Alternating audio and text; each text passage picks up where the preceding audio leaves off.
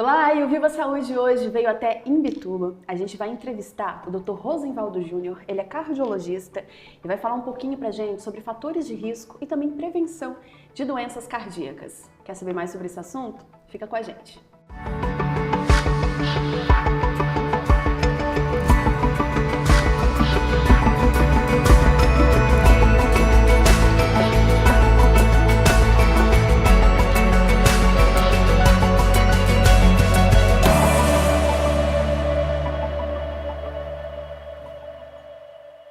E eu recebo aqui hoje, então, o Dr. Rosenvaldo Júnior, ele é cardiologista. A gente vai conversar um pouquinho, né, doutor, sobre as doenças cardíacas que acometem tantas pessoas, né, e que com alguns fatores de risco sendo prevenidos, a gente já consegue aliviar boa parte deles. Mas antes eu quero agradecer a sua presença aqui. Eu que agradeço, Aline, obrigado por nos visitar aqui em Imbituba, né, o programa Viva Saúde, né? Uma satisfação poder receber aqui o programa e a gente conversar um pouquinho, né, sobre temas importantes e no meu caso como cardiologista falar um pouquinho também sobre as doenças cardiovasculares, né, quais são os fatores de risco e o que a gente pode fazer para tentar prevenir essa doença que hoje no Brasil é a maior causa de morte, né, no nosso país. As maiores causas de morte no Brasil hoje juntas são infarto e derrame, né? São mortes cardiovasculares. E a gente pode prevenir, né? Tem fatores de risco que podem ser evitados para a gente tentar evitar essa doença, ou pelo menos para fazer com que ela chegue mais tarde na nossa vida, né? Doutor, mas antes da gente falar sobre os fatores de risco, vamos explicar um pouquinho sobre a doença cardiovascular, né? Então, a gente tem o infarto, que eu acho que é o mais importante, mas alguns derrames também fazem parte? Na verdade, quando a gente fala de doença cardiovascular, né, a gente fala das doenças do coração e as doenças vasculares, as doenças dos vasos sanguíneos também, que inclui os vasos sanguíneos cerebrais. Então, o derrame cerebral, ou também conhecido por AVC, acidente vascular cerebral, são também doenças vasculares, doenças cardiovasculares, né? E tem uma fisiopatologia, tem uma evolução muito semelhante com as doenças cardíacas, os fatores de risco são semelhantes, né? Então, a hipertensão, por exemplo, a pressão alta, né? Ela é um fator de risco para o infarto, é um fator de risco para o derrame também. O tabagismo, o cigarro, da mesma forma, porque são doenças, na verdade, são causadas por obstrução dos vasos sanguíneos na maior parte das vezes. Claro que o AVC a gente tem o hemorrágico também, mas a maior parte dos AVC são os isquêmicos, que são causados por obstrução das artérias cerebrais, no caso do AVC, do derrame, ou obstrução das artérias coronarianas, né, no caso do infarto do miocárdio. Como também fazem parte dessa gama de doenças as tromboses arteriais, né? Então é uma gama de doenças que tem fatores de risco parecidos, né, e que são, pelo menos, a gente pode intervir nesses fatores de risco e diminuir bastante, né, a chance de a gente vir a sofrer, né, de um desses problemas, ou como eu disse, né, se for para a gente sofrer, que a gente sofra lá na frente, né, que a gente possa ter uma vida longa e saudável. E doutor, você acredita que hoje o número, né, de casos, a gente sabe que você falou que é o maior caso de mortes, em torno de 300 mil mortes ano. Mas isso aumentou? Estilo de vida tem mudado ou sempre foi um quadro preocupante? Sempre foi uma causa importante de morte, né? E a tendência é uma tendência de aumento, principalmente em termos percentuais, porque a gente reduziu morte por infecção, né? Hoje é difícil, a gente morria muito, se a gente falar de décadas atrás, a gente tinha uma mortalidade materna maior, né? Mães morrendo na gestação, no parto, mortalidade infantil era maior, mortalidade por doenças infecciosas comuns, pneumonias, né? Tudo isso a gente conseguiu reduzir. Então a gente está envelhecendo, a nossa expectativa de vida passou aí em questão de décadas de 60 para 78 anos. E aí a gente vai padecer mais de doenças que acontecem mais nos anos mais à frente, né? Então a gente está tendo mais doença cardiovascular, mais derrame, mais infarto. A gente está tendo mais câncer por questão dessa coisa da idade. Mas a tua pergunta é interessante porque existe aí um mito, existe fake news, né? De que assim, será que não é o Covid? Será que não é a vacina da Covid? Não, porque já era assim antes disso, né? E a gente não tem nenhum estudo que mostre que, olha, estamos tendo mais casos em quem vacinou, em quem não vacinou, não. A ocorrência, ela é crescente, mas crescente ao longo das décadas, né? E o que a gente tem hoje é muito parecido com o que a gente tinha em 2018, 2019, né? Então é uma questão mesmo do envelhecimento da nossa população, né? E é por isso que é importante a gente cuidar. A gente está vivendo mais, temos que cuidar, porque são essas doenças que lá na frente podem aparecer. E doutor, quando a gente fala do infarto, primeiro, eu sei que existe um grupo de risco, enfim, né, que está ali com esses fatores de risco, mas são mais homens, são mais mulheres? Existe isso ou pode ser qualquer idade? Não. Pode ser em qualquer idade, né, mas a tendência é de que a incidência aumente com o passar dos anos. Então, semana passada eu atendi um paciente com infarto com 38 anos. Então. Mas isso não é o comum, né? Tá. Então, acontece, né? Mas a tendência, quanto maior a idade, maior a chance do infarto acontecer. Um outro mito que existe, assim, o infarto é perigoso nos 40 anos, que ele dá e mata, né? Que o infarto é fatal quando a pessoa é mais jovem. Não, quanto maior a idade, também maior é o risco desse infarto, se a gente teve, de ele ter complicações, né, e inclusive a morte, né? Então são alguns mitos que acontecem, mas acontece sim em pacientes com idade abaixo dos 40, numa incidência menor, mas também acontece o infarto nessa idade. Doutor, existe os infartos que são fulminantes, né? A pessoa não tem nenhuma chance. E alguns outros não, eles, né, vão para o hospital, é reversível. Por que chega a esse ponto? É porque realmente já não tem mais... E tem algum sinal que vai dando que isso vai acontecer? Não. Isso é uma outra pergunta interessante, né? Porque as pessoas... muitas vezes a gente pensa que o infarto fulminante é porque ele foi maior, é porque ele atingiu uma parte do coração maior. E, na verdade, isso nem sempre é realidade. Às vezes pode ser um infarto pequeno, né? Que seria um infarto de pequenas proporções, por ter atingido uma artéria pequena, mas o que o infarto causa é uma arritmia maligna. Então, o músculo cardíaco que está ali sofrendo por não receber oxigênio adequadamente pela artéria, pelo vaso sanguíneo, a gente tenta falar em palavras, mas pelo vaso sanguíneo que fechou, aquele músculo ali não está recebendo oxigênio, ele pode ser um foco de arritmia, ele gera um descompasso no batimento cardíaco, e como se fosse um curto-circuito. E isso gera uma arritmia maligna, que a gente chama de fibrilação ventricular, taquicardia ventricular, fibrilação ventricular, que em outras palavras é uma parada cardíaca. Então aquela isquemia, aquela falta de oxigenação do músculo gerou um curto-circuito, o coração parou de bater. E às vezes isso o infarto nem é tão grande. Por isso que a mortalidade hoje do infarto, ela é maior, a maior parte das pessoas que morrem antes de chegar no hospital. Porque depois que ele chegou no hospital, ele está monitorado, né? Assim, tá lá cuidando. A hora que a gente vê que deu arritmia, a gente trata com um choque, né? Aquele choque que a gente vê na televisão, né? Com medicações.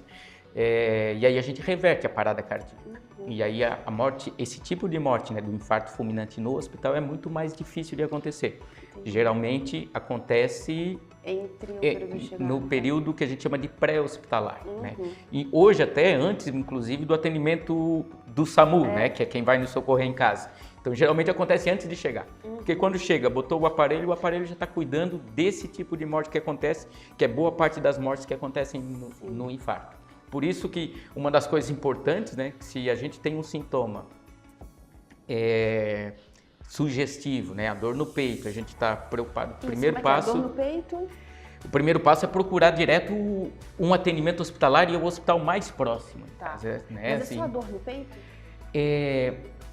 O grande sintoma é a dor no peito, certo? E a dor tem características típicas, assim, né? Claro que às vezes foge do padrão, mas as características típicas é uma dor...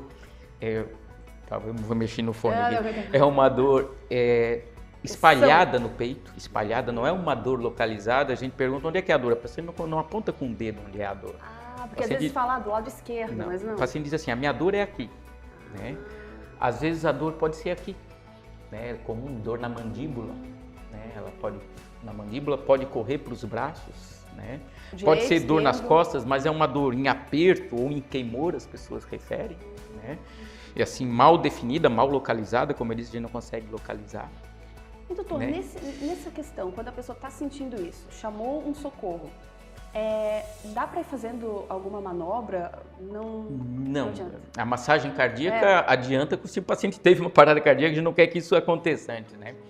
Mas o que a gente recomenda na suspeita, né, se o paciente não tem alergia, não tem outras doenças que contraindiquem o uso do AS, né? O primeiro remédio que a gente dá, e o paciente, se tiver o AS em casa, já pode tomar até 2 ou 3 comprimidos, mastigar e tomar, e procurar o atendimento médico o mais rápido possível. Por quê?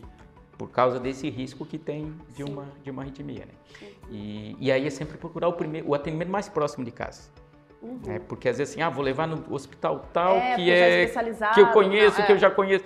Não, porque nesse intervalo, se a gente demora para o atendimento hospitalar, é o risco maior de a gente ter um problema como esse que eu falei, dessa arritmia. Então, assim, ele procura o primeiro atendimento. Se no primeiro atendimento ele tiver que ser transferido, ele vai ser transferido, mas ele já vai ser transferido da maneira adequada. Doutor, então agora vamos falar dos fatores de risco. Quem são essas pessoas que têm mais risco de desenvolver uma doença cardiovascular? Fumantes, obesos, alimentação, isso está tudo muito interligado? Está tudo muito interligado, né? Inicialmente tinhas me perguntado com relação à questão de sexo, né? O homem, em geral, tende a ter a doença cardíaca mais cedo do que a mulher, né? O hormônio feminino protege a mulher, né? Então a mulher começa a ter doença cardíaca mais tarde, geralmente, né? Isso em termos gerais. Mas ele acontece tanto em homem como em mulher, obviamente, né? Mas alguns dos fatores de risco são importantes, principalmente os fatores aqueles que a gente pode tratar, né? Um fator de risco, por exemplo, é o histórico familiar. O histórico familiar é um fator de risco, mas isso hoje a gente não trata, a gente não faz terapia genética, né? Nesse ponto. Então, isso é uma coisa que a gente não trata, mas a gente trata hipertensão, pressão alta, a gente trata diabetes, né? A gente trata colesterol alto, triglicerídeos altos, né, que a gente chama de dislipidemias. A obesidade é um fator de risco, né? É um fator de risco, primeiro porque quem é obeso tem mais chance de ter diabetes, tem mais chance de ter colesterol elevado, pressão alta, mas ele é um fator de risco independente também. E um outro fator de risco importante, né, que é o tabagismo, né, que a gente pode evitar. Pode e deve, né? Não só por questões do coração, mas uma gama de doenças que... Então, esses fatores de risco são os principais que a gente deve ir primeiro. Num check-up, aquele que a gente faz anualmente, que a Unimed recomenda, né? Que a gente faça, são os primeiros fatores que a gente deve pesquisar para prevenção da doença cardiovascular. Então, quando a gente fala assim, quero fazer um check-up do coração, a gente não precisa de nenhum estudo muito minucioso, a gente não precisa de exames caros, de exames complexos. Primeira coisa, se eu sou jovem, né, ou estou na meia-idade, eu sou saudável, não tenho sintomas, o que eu tenho que pesquisar são os fatores de risco. Então, eu tenho que ver como é que está o meu colesterol, como é que está o meu triglicerídeos, como é que está o meu açúcar no sangue, como é que é a minha pressão.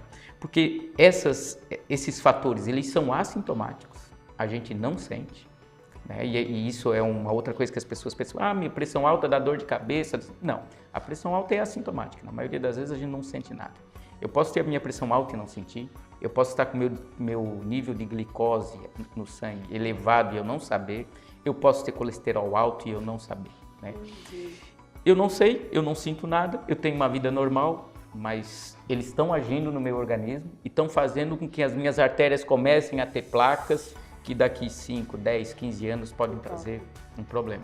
Então, esses são os fatores, aqueles que a gente deve identificar e, quando necessário, tratar. O tratar nem sempre é tomar remédio, né? As pessoas, às vezes, têm uma aversão ao remédio. Às vezes, o tratar é ter uma vida mais saudável, né? Então, assim, uma alimentação saudável? Na maior parte das vezes, níveis limítrofes ali de glicose, níveis limítrofes de colesterol, vão se controlar se a gente manter uma atividade física regular, se a gente começar a se alimentar melhor, se a gente controlar aquele peso que a gente está um pouquinho acima, né? Então, às vezes, simplesmente tendo uma vida mais saudável, a gente já consegue controlar esses fatores. Quando não, né? Quando assim, eu já tenho um diabetes desenvolvido, né? Quando eu já tenho um nível de colesterol mais elevado, quando eu já tenho evidências por outros exames de que eu tenho placas nas artérias, aí a gente faz uma intervenção com medicamentos, a gente usa medicamentos no sentido de prevenir, né? De evitar que as complicações aconteçam. Doutor, a hipertensão, eu posso ter uma pressão alta e dali a pouco minha pressão normaliza, ou quem tem a pressão alta, ela vai estar sempre alta essa pressão? E por que acontece essa pressão alta? 95% das pessoas que têm hipertensão, que têm pressão alta, têm o que a gente chama de hipertensão essencial, certo? É um nome bonito, né? É um nome bonito para a gente dizer que não sabe do que é. Né? A medicina diz hipertensão essencial. Por quê? Tem uma causa? Não, não tem causa. 5% da hipertensão a gente chama de hipertensão secundária, ou seja, ela é secundária a uma outra doença. Alteração hormonal, alguma doença dos rins, até tumores, né? Algumas coisas assim que podem fazer com que a pressão seja alta. Mas 95% das pessoas não tem uma causa específica, né? A gente não sabe do que E desenvolve ao longo da vida. Essa é tendência genética, tendência familiar. O sedentarismo, má alimentação, excesso de álcool, cigarro, são fatores que elevam a pressão. Então, assim, em alguns desses casos, se a gente identificar isso, olha, a pessoa está obesa, acima do peso, a pessoa exagera no álcool, a pessoa fuma, a pessoa come desregradamente, exagera em sódio, em sal, olha, vamos controlar isso? Às vezes a gente consegue regularizar a pressão, sem usar remédio, né? Ou usa remédio, daqui a pouco a pessoa mudou o estilo de vida, está diferente, dá para tentar suspender. Mas na maior parte dos casos, quando a gente faz uma intervenção farmacológica, quando a gente começa a dar o remédio, né, essa pessoa vai tomar remédio, né, o resto da vida. As pessoas às vezes dizem, meu organismo vai ficar dependente do remédio. Não é questão de ficar dependente, a questão é que o remédio não cura da pressão arterial. Ele só vai mantendo. O remédio mantém a pressão arterial normal. Então a gente mantém aquela pressão controlada. Se eu parar o remédio, a tendência é a minha pressão voltar ao nível que era anteriormente. A não ser, claro, como eu disse, que a gente modificou esses outros fatores. Mas senão, a gente vai precisar tomar o remédio, porque a gente vai estar controlando uma pressão arterial que é naturalmente alta. A gente está deixando ela baixa para evitar as complicações. Mas em alguns casos, doutor, por exemplo, eu tenho minha pressão normal, mas em alguns casos, por algum motivo, minha pressão fica alta e depois ela está normal de novo, regulariza. Então assim, se eu tive uma pressão alta uma vez, eu sou hipertensa. Não. Porque também, quando que eu sou hipertensa? Isso é interessante, sabe? E é importante a gente falar, porque às vezes a pessoa pode estar tomando remédio de hipertensão e não ser hipertensa. Né? Então a pressão da gente não é um número, né, que a gente coloca ali no select ali, 12/8 vai ser a minha pressão e ela vai ser 12/8 o dia inteiro, da hora que eu acordo até a hora que eu durmo. Não, isso não acontece. Né? A pressão da gente, ela varia ao longo do dia. Varia com o próprio ritmo hormonal do nosso organismo, o ritmo circadiano. Tem momentos, horas do dia que vai estar mais alto, horas do dia que vai estar mais baixo. E varia com a nossa atividade, varia com o nosso nível de estresse. Né? Então, quando a gente briga com a mulher em casa, a pressão fica mais alta. Vai a 14, a 15, a 16. Na verdade, é a mulher que briga com você. É verdade. Por isso que eu me infarto mais cedo. Então, assim... É natural e às vezes a pessoa teve um episódio de ansiedade, né? E aí mediram a pressão, está em 17/9, tem que tomar remédio. Aí a pessoa começou a tomar remédio a vida inteira e nem precisava, porque aquilo era um momento de estresse, ansiedade, e daqui a meia hora ela se acalmou, a pressão voltou a ser normal, 12/8, 13/8. Então esse é um cuidado que a gente tem que ter no diagnóstico, né? Então não é uma medida de pressão que vai me dar o diagnóstico de hipertensão arterial. A hipertensão arterial é aquela pessoa, o hipertenso é aquela pessoa que tem os níveis de pressão persistentemente elevados. Ela varia, como eu disse, mas a do hipertenso varia. Uma hora é 14, uma hora é 16, outra hora é 15, daqui a pouco está em 17. Né? Agora, se a minha pressão é 12/8, e eu estou lá, 12/8, aí eu briguei com alguém no serviço, vou medir a pressão, está 18, eu tenho hipertensão? Não tenho hipertensão. Porque ela pode chegar em níveis como 17, 18, né? mesmo em pessoas normais. E normalmente isso acontece. Um momento que isso acontece, por exemplo, é durante a atividade física. Né? Quando a gente está fazendo uma atividade física, está na academia, está na esteira, né? Se a gente medir nesse horário, nesse momento, e a gente faz isso no consultório, quando a pessoa está fazendo um teste ergométrico, um teste de esforço, a pressão vai a 16, 17, 18, parou o exercício em 5 minutos, né? Voltou a ser o basal da pessoa. Então esse é um cuidado que a gente tem que ter, né? No diagnóstico da hipertensão. E às vezes as pessoas se assustam muito com a pressão, né, por conta disso, por não entender como é que funciona essa questão de ser o fator de risco, né, de que isso é uma coisa a longo prazo. As pessoas acham que se a minha pressão chegar em 20, eu vou ter um derrame, né, eu vou ter um infarto. E não é assim. A pressão alta ela vai alterando o vaso sanguíneo da gente ao longo dos anos. Né? Até que daqui 5, 10 anos de pressão alta eu vou ter um problema. Às vezes quando eu tenho problema até a pressão já está controlada, né? Mas foi aquele tempo que... Então não é uma coisa aguda, é uma coisa crônica. E a gente tem que ter o cuidado em diagnosticar, né? Em poder explicar isso para as pessoas. Doutor, quando uma pessoa tem um infarto, mas ela sobreviveu, enfim, ela começa a mudar o hábito, o estilo de vida dela, é reversível? Ou o que sofreu e talvez não mude mais? Assim, eu digo para alguns pacientes meus, e eu tenho exemplos disso, né, de pessoas que tiveram um infarto e depois do infarto têm mais saúde do que tinham antes. Porque daí mudam. Porque mudaram, né, porque passaram a ter uma atividade física regular, porque estão se cuidando na alimentação, né? Então, isso faz com que a pessoa tenha mais saúde, fique mais saudável do que era antes, se sinta melhor do que se sentia antes, né? Tenha uma qualidade de vida melhor do que tinham antes do infarto.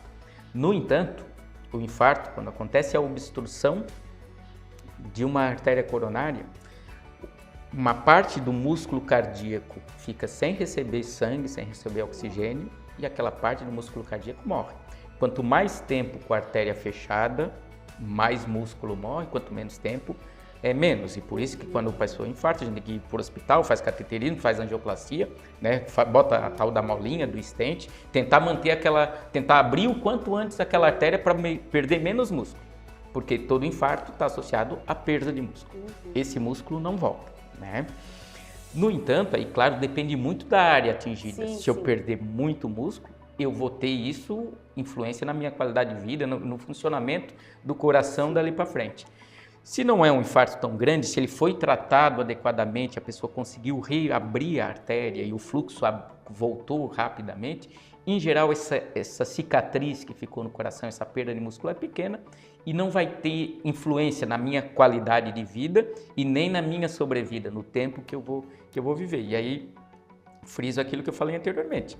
Se isso aconteceu e se a pessoa se cuidar dali para frente, em geral ela passa a ter mais saúde, ter uma vida com mais qualidade do que tinha antes. Doutor, então acho que da nossa conversa, nosso tempo já encerrou, mas... Foi rápido? Então. Mas eu acho que da nossa conversa, então, o que fica é realmente isso, né? Se uma pessoa identificar que já tem algum parente, né? Talvez os pais, enfim. Então já começam a fazer um check-up um pouco mais cedo, já começam a se prevenir. Mas o importante é sempre estar fazendo seus exames em dia para saber se tem esses fatores de risco, né?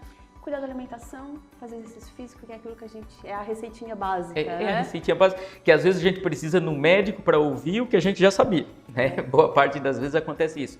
Mas assim, eu vejo hoje, minha visão é que a gente tem hoje uma geração que cuida muito mais da saúde do que anteriormente.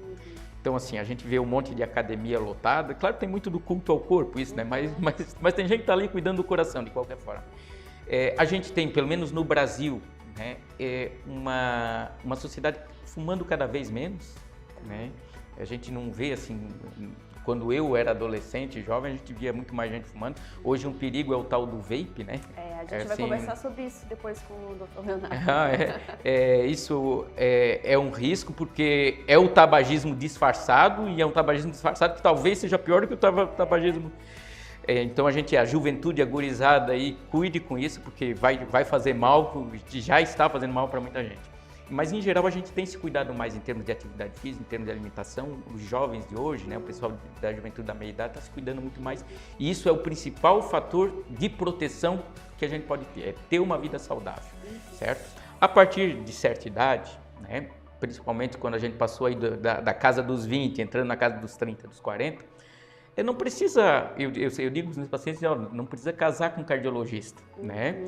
Mas, assim, uma visitinha anual para conferir a pressão arterial, que eu disse que a gente não sente, né? Pressão alta a gente não sente, diabetes a gente não sente. Então, uma vez ao ano, para fazer esses exames, e também não precisa ir no Albert Einstein fazer qualquer exame, não. É ver o diabetes, ver o colesterol, ver triglicerídeos. O posto de saúde também já posto de oferece, saúde, né? Exatamente, ver a pressão. Porque se a gente identificar um fator de risco desse e a gente cuida disso, a gente vai evitar o problema lá na frente. Então, acho que essa é a principal mensagem. Anualmente, fazer o seu check-up, esses exames básicos é o suficiente, se eu não estou sentindo nada, né? E manter uma vida saudável, né? No meio do corre-corre do dia, a gente arrumar uma horinha para fazer exercício, a gente procurar manter uma alimentação saudável. E outra coisa que eu digo para meus pacientes, assim, se a gente, em uma semana, a gente não conseguir tirar 3 horinhas na semana para a gente tá alguma coisa errada na nossa vida. Se eu não puder 3 vezes na semana, tirar 1 hora por dia para eu me cuidar, para fazer um exercício, para fazer até uma higiene mental, então eu tenho que rever a minha vida, porque são 3 horinhas pra gente, né? 3 horinhas para cuidar da nossa saúde. Então vamos fazer essa promessa, 3 horinhas por semana pra gente.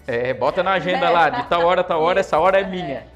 Doutor, muito obrigada. Foi um prazer receber você aqui. Acho que a gente compartilhou informações que são importantíssimas, às vezes fazem muita parte do seu cotidiano, né? Informações que são rotineiras, mas que com certeza vai impactar ou vai influenciar a vida de alguém que está escutando a gente. Obrigado, pra gente é um prazer também conversar. Estamos sempre à disposição. A gente também. Obrigada, doutor. Valeu.